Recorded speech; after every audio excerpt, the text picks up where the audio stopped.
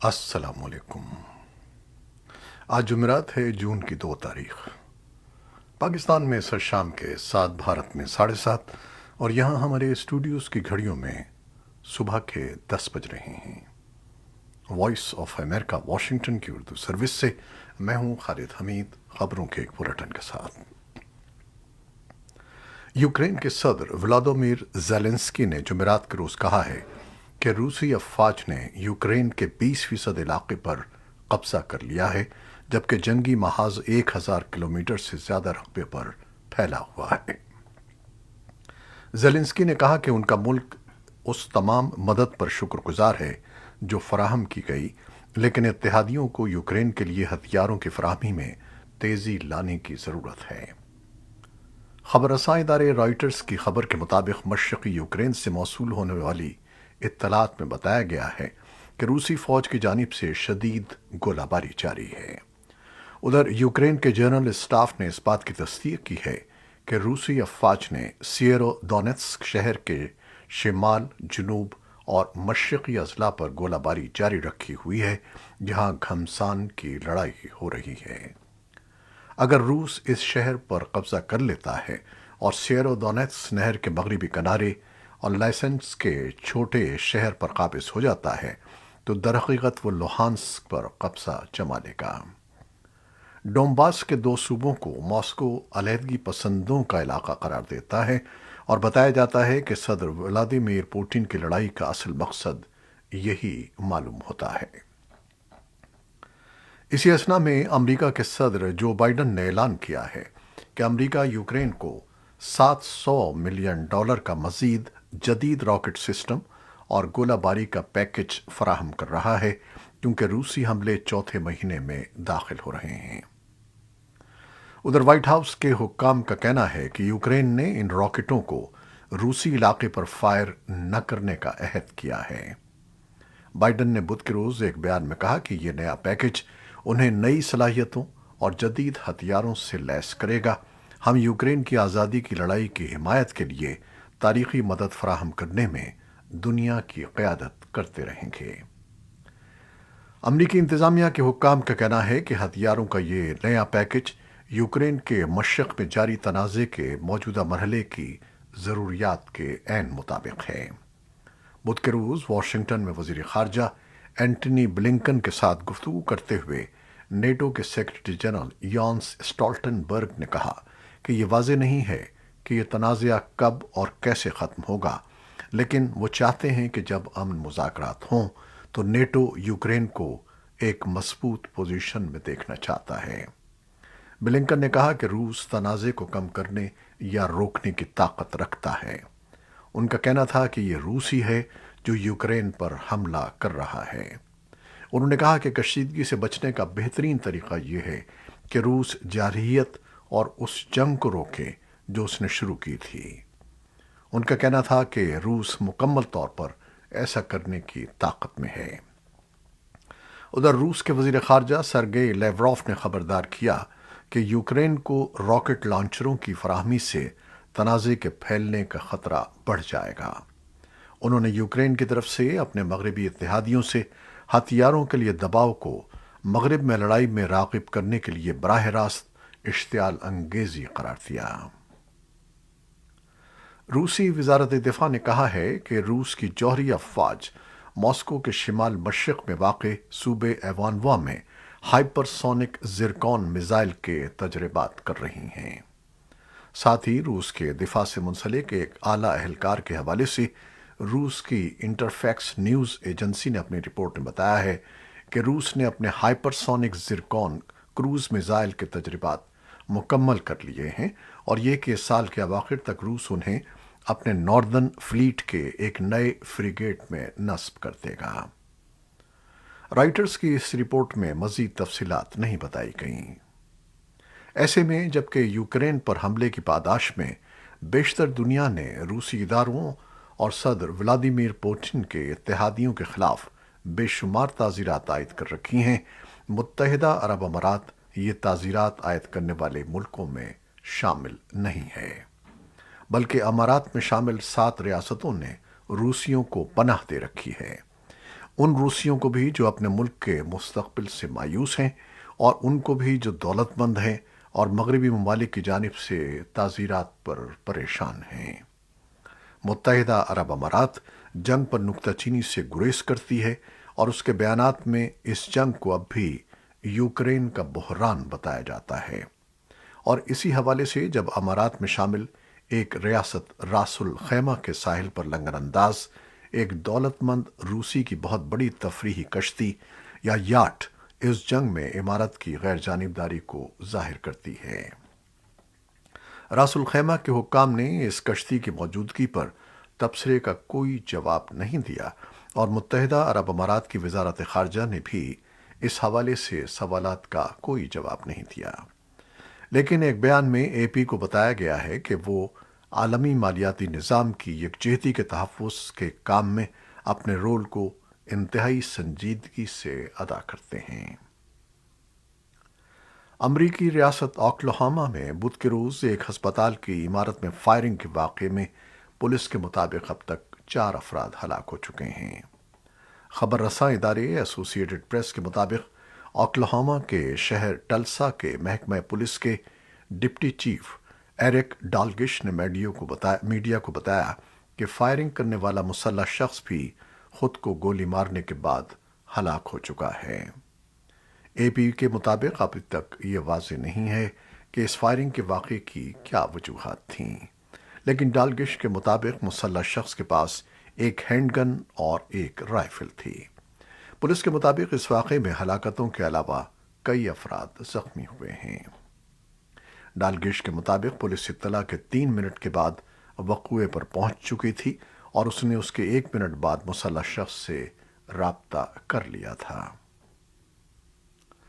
امریکہ میں فائرنگ کے واقعے میں معصوم انسانی جانوں کے ضیاع کے پے در پے واقعات رپورٹ ہو رہے ہیں۔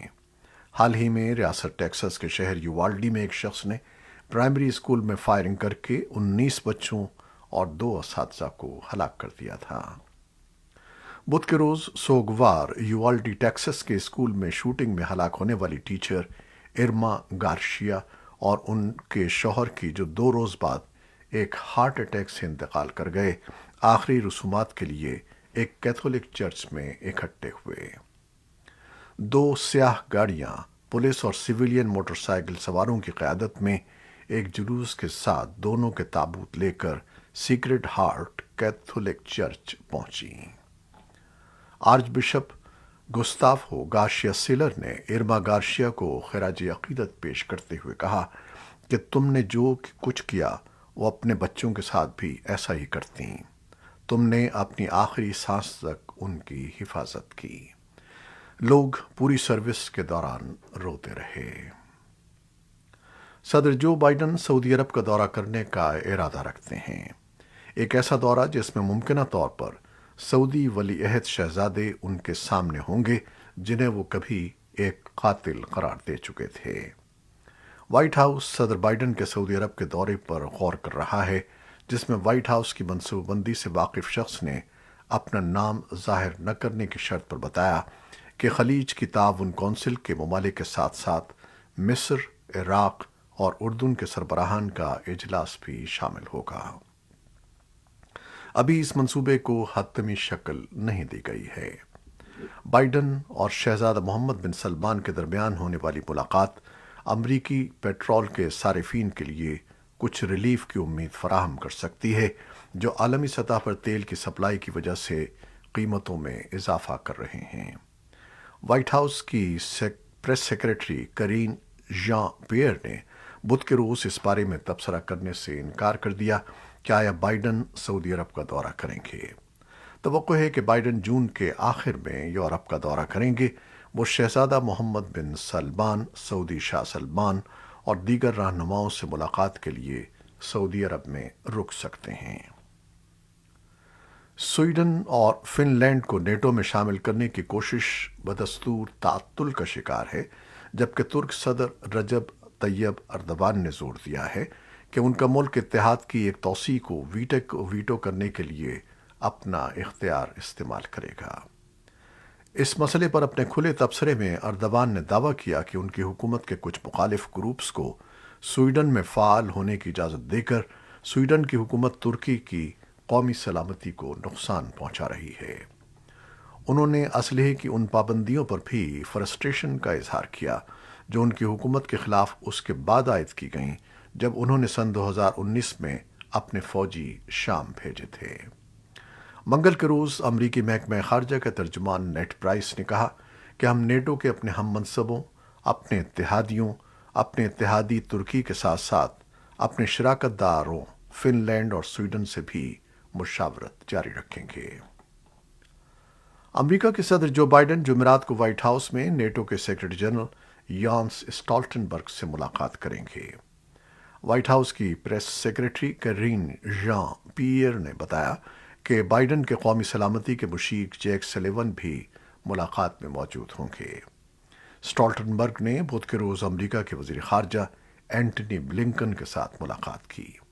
मुलाकात के बाद नेटो सेक्रेटरी जनरल ने सहाफ़ियों को बताया कि वो आने वाले दिनों में ब्रसल्स में स्वीडन, फिनलैंड और तुर्की के आला हुक्काम के साथ एक मीटिंग बुलाएंगे जिसमें स्वीडन और फिनलैंड की दिफाई इत्तेहाद में शमूलियत पर तुर्की की मुखालिफत पर तबादले ख्याल किया जाएगा।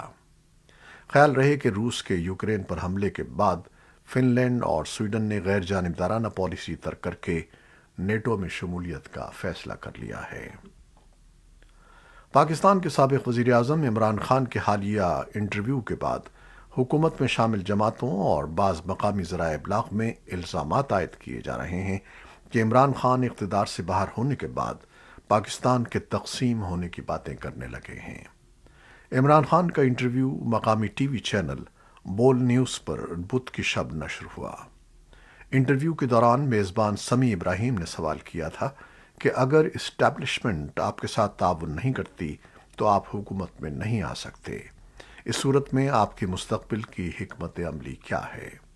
इस पर इमरान खान ने जवाब दिया कि उन्होंने दुनिया की हर चीज़ देख ली है और 3.5 बरस वज़ारत उज़्मा के मनसब पर भी फायज रहे हैं। अलबत्ता ये असल में पाकिस्तान और इस्टेब्लिशमेंट का मसला है। साबिक़ वज़ीर आज़म ने मौजूदा हुकूमत और फ़ौज के ताल्लुकात की जानिब इशारा करते हुए कहा कि अगर इस वक्त इस्टेब्लिशमेंट दुरुस्त फैसले नहीं करेगी तो फ़ौज सबसे पहले तबाह हो जाएगी क्योंकि मुल्क दिवालिया होगा। उनके मुताबिक अगर पाकिस्तान दिवालिया हो जाता है तो सबसे ज़्यादा नुकसान फ़ौज को होगा, जिसके बाद पाकिस्तान से वो रियायत ले ली जाएगी जो यूक्रेन से ले ली गई थी और पाकिस्तान के जौहरी हथियार ले लिए जाएंगे। पाकिस्तान तहरीक इंसाफ के रहनुमा इमरान खान के इंटरव्यू का दिफा कर रहे हैं और उनका मौक़िफ़ है कि साबिक़ वज़ीर आज़म ने मुस्तक़बिल के ख़दशात की निशानदेही की है, जबकि हुकूमत में मौजूद जमातें इमरान खान को तनक़ीद का निशाना बना रही हैं कि इक़्तिदार से अलग होने के बाद वो मुल्क टूटने की बातें करने लगे हैं। साबिक़ वज़ीर आज़म के chief of staff doctor Shahbaz गुल ने अपने ट्वीट में कहा है कि इमरान खान बहुत पहले से कह रहे हैं कि हमारी फ़ौज सबसे अहम है, कोशिश फ़ौज को कमज़ोर करने की है। अगर फ़ौज कमज़ोर हो गई तो शाम, इराक़ और सोमालिया की तरह हमारी तबाही कर दी जाएगी, मईशत तबाह हो जाएगी, और अगर मईशत तबाह हो गई तो फ़ौज कहाँ से चलेगी। अक़वाम मुत्तहिदा के जौहरी इदारे की जानिब से ईरान में गैर एलानिया मकामात पर जौहरी मवाद की मौजूदगी की इत्तला के बाद ईरान ने ख़बरदार किया है कि वो अक़वाम मुत्तहिदा के जौहरी निगरान इदारे की तरफ से उठाए गए किसी भी गैर तामीरी इक़दामात का जवाब देगा। एक यूरोपीय सिफारती ज़रिए के मुताबिक IAEA के बोर्ड ऑफ गवर्नर्स का इजलास पीर को होने वाला है, जिसके लिए बरतानिया, फ्रांस, जर्मनी और अमरीका ने एक मुसव्वदा तैयार कर लिया है जिसमें ईरान से गैर एलानिया मकामात पर जौहरी मवाद के सवाल पर ताउन करने का मुतालबा किया गया है। ईरानी वज़ारत ख़ारजा के तर्जुमान सईद खतीबज़ादे ने एक बयान में कहा कि हम बोर्ड ऑफ गवर्नर्स में किसी भी गैर तामीरी इक़दाम का सख्ती से और मुनासिब जवाब देंगे। ये थीं वो ख़बरें जो फेसबुक लाइव पर हमने आपके लिए पेश की। हमारी वेबसाइट, यूट्यूब और पॉडकास्ट पर ये बुलेटिन आपके लिए पोस्ट कर दिया जाता है। आप हमारे बुलेटिन को शेयर करते हैं और अपने कमेंट्स में अपनी मोहब्बतों का इजहार करते हैं, जिसके लिए हम आपके बेइंतहा ममनून हैं। आप अपनी इन मोहब्बतों को, इन दुआओं को जारी रखिएगा। खालिद हमीद को अब इजाज़त दीजिएगा। अल्लाह हाफ़िज़।